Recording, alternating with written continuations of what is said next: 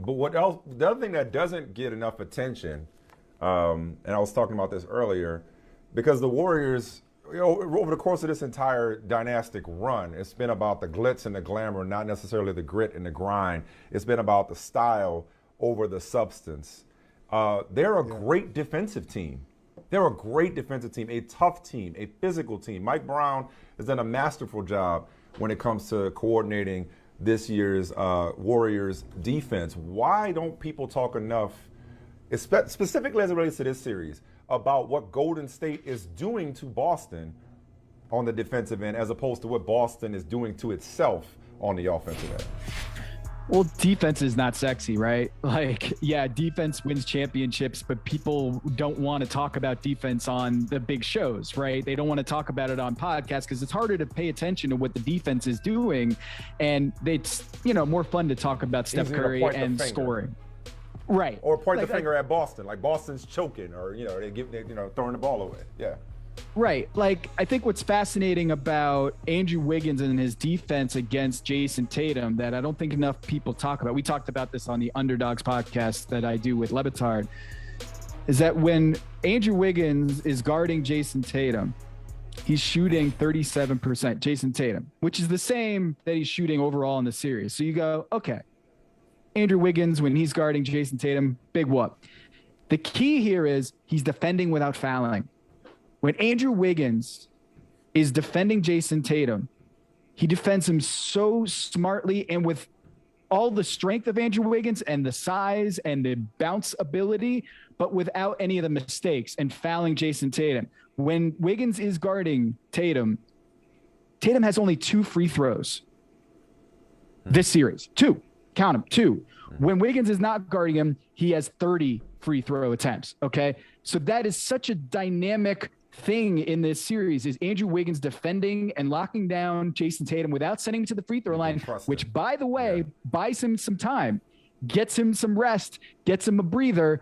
Andrew Wiggins is bringing it defensively, and everyone around them revolves around that one-on-one matchup. And Draymond Green and Kevon Looney, excellent defenders. Draymond Green, one of the most underrated defenders of all time. He might be the best defender of this generation. They have the second best defense in the NBA this regular season, only behind the Boston Celtics. But Andrew Wiggins has really stepped it up against Jason Tatum, guarding effectively without fouling in the NBA Finals in his first appearance in the Finals. That's really impressive, and not enough people talk about that. Where do you start this generation? I'm trying not to get distracted. Where do you start this generation when you say Draymond Green is the best defender of the generation? Those things just always get my attention, Tom. I'm sorry. So I just want to know your context. All right, so since, let's say, 2010, so post Tim Duncan, post KG in their primes, I mean, you can go back, you could say, Draymond Green, his defensive versatility, 1 through 5, and his ability to guard the post. He's so strong and so smart there.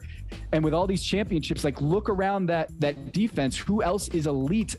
Like, all defense, all NBA defense, it's Draymond Green, right? Klay Thompson was a good lockdown defender, 3-and-D guy before the injuries. But Draymond is just so smart. He has everybody on a string. To me, he's the best defender of this generation last, 10, 15 years. How about that? I mean, just off the top of my head, no, listen, I don't necessarily disagree.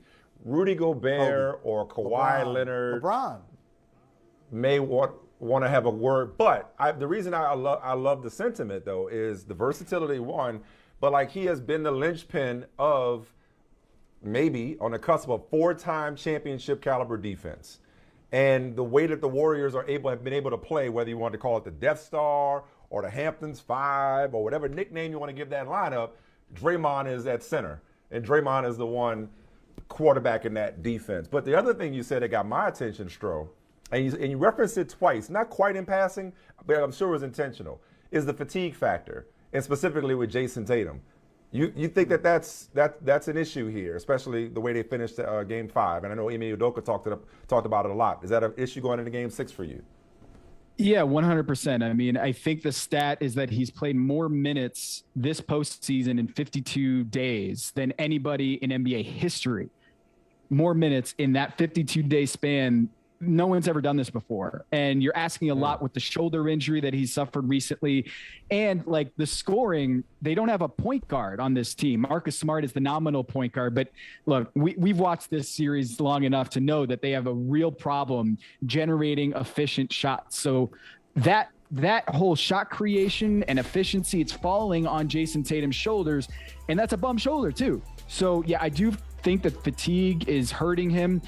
Put this stat in your head and just like chew on this one, is the fact that he is 30% shooting on twos in this series. 30% on twos. That's not normal, Jason Tatum. Like, he can get to the cup, but in this series, he's pulling up short and hitting a lot of fadeaways, and he's not able to get to the free throw line as much as he'd like. Credit to Andrew Wiggins and the defense, but the fact he has 0 dunks and he's shooting 30% on twos speaks to the fact that he isn't getting that energy to get all the way to the rack. And I think Andrew Wiggins is doing a good job, but Jason Tatum, man, I don't want to make excuses for him, but no one has had this kind of load on them in terms of minutes in a short amount of span than what we're seeing with Jason Tatum. Bum ankle and bum wrist. Just want to point that out too.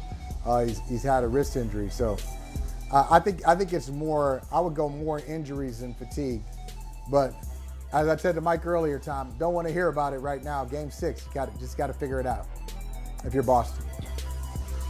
Yeah, and Ime Udoka, like, usually when fatigue is brought up with coaches at this point in the season, they just brush it off. They say, hey, no one's 100% at this point in the season. Everyone's tired. Everyone's fatigued. And when he was asked about it, he said, yeah, I think fatigue is playing a part in it. You know, it's very rare to hear a head coach do that, but to me, that's a signal that, like, they're having discussions in the back room. How can we get you fresher? Where can I buy you minutes? Where can I buy you time in his finals?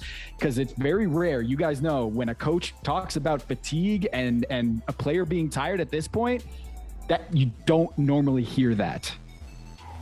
Hey, you don't normally, with the Warriors potentially going for, getting a 4th championship in 8 years tonight, or the Celtics forcing the Game 7, you wouldn't normally go away from NBA Finals talk a couple hours before tip-off. But I think the Christian Wood acquisition on the part of the Mavericks is significant enough to talk about a team that's not playing right now, that was close to getting here in Western Conference Finals, and it has aspirations on getting here with Luka. But Christian Wood, like a 19-9 and damn near 40% from 3, 50% from the field guy. I know he's not great defensively, but that is a monumental pickup for the Mavericks, is it not?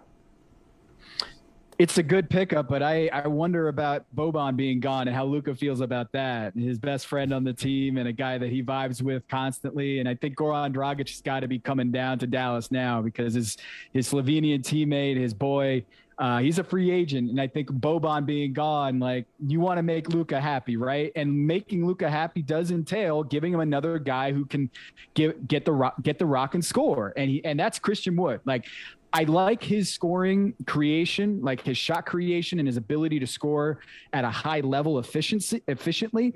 My question is, can he play playoff basketball? Christian Wood is a really good story, a dude who went from veteran minimums, bouncing in and out of the NBA to getting, basically a 20-point score in the league. But to me, how does the Mavericks get Christian Wood to be a playoff level defender? Because that's what's going to happen. He's going to score his points in the regular season, but what Luka Doncic needs is a two-way guy in the post who can defend and score at a high level. Christian Wood is a good flyer. Like, he's an expiring contract. He's done after the 2023 season.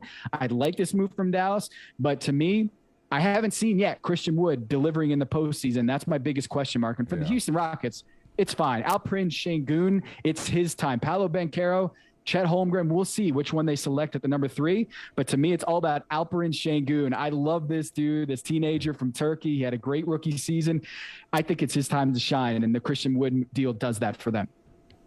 Once upon a time in Houston, it was about James Harden delivering in the postseason, or as the case may be in Philadelphia, not delivering in the postseason. By the way, Christian Wood, Giannis, Embiid, Jokic, Kat, Sabonis, and Christian Wood are the only players to average 19-9 on 50% shooting over the last 2 seasons. But Harden, there's also some Harden news out there that it looks like it's going to be a short-term extension in Philadelphia. Is that, how can I put it? Is that the Sixers making the bed that they have no choice but to sleep in as comfortable as possible? To me, it's all about that fatigue. We talked about Jason Tatum and the ability for him to get in shape. He hasn't proved that he deserves, the full max, right? And I think they're going to have to meet at the halfway point here in terms of his age. Like, he's getting so much older than what his age suggests because of how he performs over the length of the postseason. I think when you look at James Harden, like, he should be happy if he's getting that type of, like, 2 or 3 years, if he can get that at a max level and near max level, because what we've seen in the marketplace for James Harden, like, you got to be worried about those wheels. You got to be worried for a guy who doesn't give you anything defensively, how he's going to perform at this stage of his career. And you see it with Chris Paul. You see it with LeBron James. I trust them to age gracefully as they hit their mid to late 30s, right? I don't trust that with James Harden, considering his lifestyle and his performance in the past. I just don't see him getting them to that next level unless he completely changes things. And maybe a short-term contract will give him that kind of incentive to perform at a high level and compromise with the Daryl Morey regime. All right. Hey, Stroh, we appreciate you, man. Next time we talk to you, might be off of Game 7, or we might, like I said to Michael earlier, be talking about where Steph ranks, where the Warriors dynasty ranks, hypothetical matchups, all the fun stuff we love talking about with you. Appreciate you, man. Hey, man, Steph's already top 10 in my book. You know that. He's already top 10 whether he wins tonight or not. No question. Maybe we'll see if people bump him up with another championship in the Finals MVP potentially. Hey, thanks for watching Brother from Another on YouTube. Make sure you hit subscribe before you leave, and be sure to watch us 3 to 5 p.m. Eastern Time on Peacock. Appreciate you.